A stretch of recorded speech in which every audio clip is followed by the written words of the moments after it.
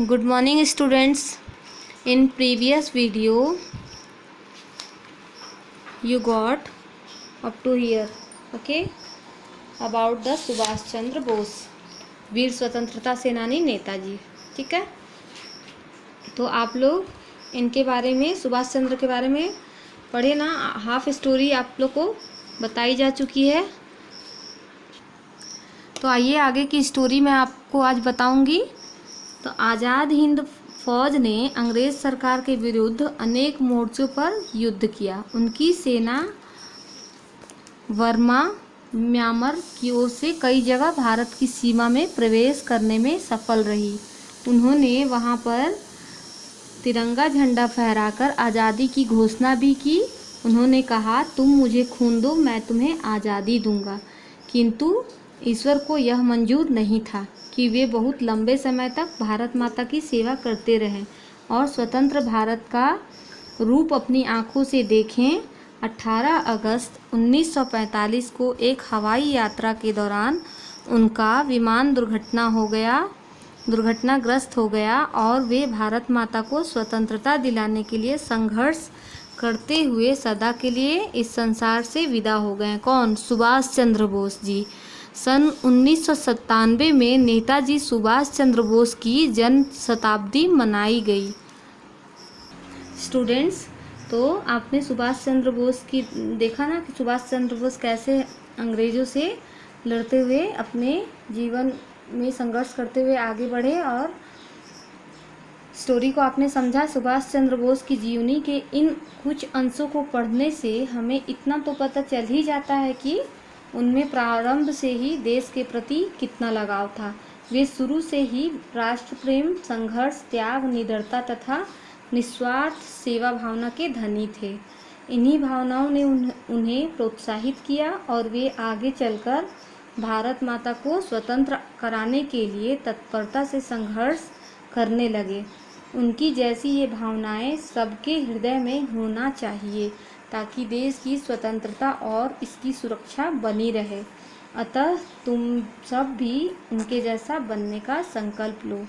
क्या तुम ऐसा करोगे बच्चों? स्टूडेंट्स, आपको भी ऐसा करना चाहिए. हमारे देश को स्वतंत्रता दिलाने के लिए अनेक देशभक्तों ने अपने प्राणों की बाजी लगाई थी. Students, you have done all stories about Subhash Chandra Bose. So thereafter you will do Shabdarth. See, you will write Shabdarth with English. Thereafter you will do प्रश्नोत्तर. पाठ से क है, निम्नलिखित प्रश्नों के उत्तर लिखो. 1 नंबर का है. सुभाष चंद्र बोस का जन्म कब और कहाँ हुआ? तो देखिए, सुभाष चंद्र बोस का जन्म 23 जनवरी 1897 को उड़ीसा के कटक नगर में हुआ था. सुभाष चंद्र बोस के पिता की क्या इच्छा थी? आंसर है 2 नंबर का. सुभाष चंद्र बोस के पिता की इच्छा थी कि उनका बेटा ICS होकर सरकारी नौकरी में उच्च पद प्राप्त करे. सुभाष चंद्र बोस ने ICS से इस्तीफा क्यों दिया? 3rd का आंसर है, वे अंग्रेज़ों की गुलामी नहीं करना चाहते थे, इसलिए उन्होंने ICS से इस्तीफा दे दिया और भारत लौट आए. 4 नंबर है, स्वतंत्रता आंदोलन में सुभाष चंद्र बोस का क्या योगदान रहा? भारत को परतंत्रता की बेड़ियों से मुक्त कराने के लिए किए उनके आंदोलन की वजह से सुभाष को कई बार जेल भी जाना पड़ा. द्वितीय विश्व युद्ध के दौरान उन्होंने आज़ाद हिंद फौज का गठन भी किया था. 5th है क्वेश्चन, देश की सेवा करना हम सबका धर्म है, क्यों? पेज नंबर 44 में है आंसर. हमारे देश को स्वतंत्रता दिलाने के लिए अनेक देशभक्तों ने अपने प्राणों की बाजी लगाई. इन सब ने अपने धर्म और जाति को नहीं बल्कि केवल देश को देखा. स्वयं को हिंदू, मुस्लिम या सिख नहीं बल्कि भारतीय समझा. इसलिए इनकी तरह भारतीय बनकर सबसे मिलजुल कर रहना चाहिए और अपने देश की सेवा को ही अपना पहला धर्म समझना चाहिए. स्टूडेंट्स, पेज नंबर 40 का है. ख, सही वाक्य पर सही तथा गलत वाक्य पर गलत का चिन्ह लगाएं। सुभाष चंद्र बोस का जन्म मुंबई में हुआ, गलत। सुभाष चंद्र बोस ने ICS की परीक्षा पास की, सही। थर्ड का है सही, फोर्थ का सही, फिफ्थ का गलत। ग है सही उत्तर चुनो। 1 का जानकी नाथ बोस, 2 का है देशभक्त चित्तरंजन दास, 3 का है सन 1941, 4 का है 1997।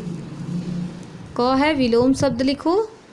स्वतंत्रता, परतंत्रता, राष्ट्रीय, अंतर्राष्ट्रीय, उत्तीर्ण, अनुत्तीर्ण, प्रारंभ, अंत, अंत भी होगा समाप्त भी होगा, दोनों में से कोई एक लिखना है। बचपन, बुढ़ापा, गुलामी, आज़ादी।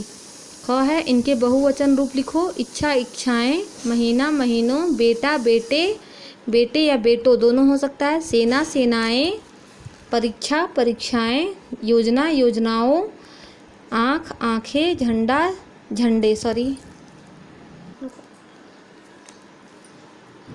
झंडा, झंडे।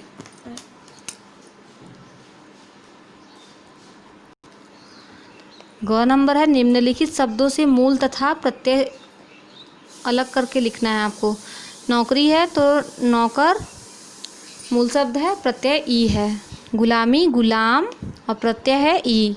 भारतीय, भारत और ईय ये है प्रत्यय। राजनीतिक, राजनीति जोड़ इक ये है प्रत्यय इक। विदाई, विदा और ई है प्रत्यय। इनका उचित मिलान करो।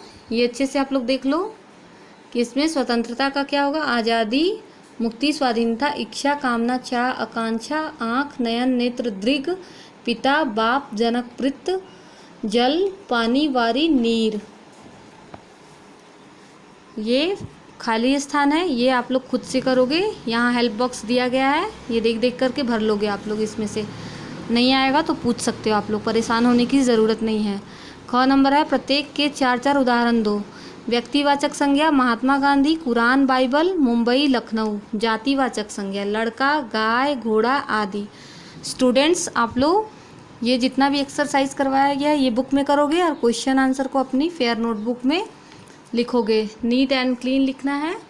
नेक्स्ट वीडियो में मैं आपको हिंदी ग्रामर का नेक्स्ट पार्ट पढ़ाने वाली हूँ। Thank you.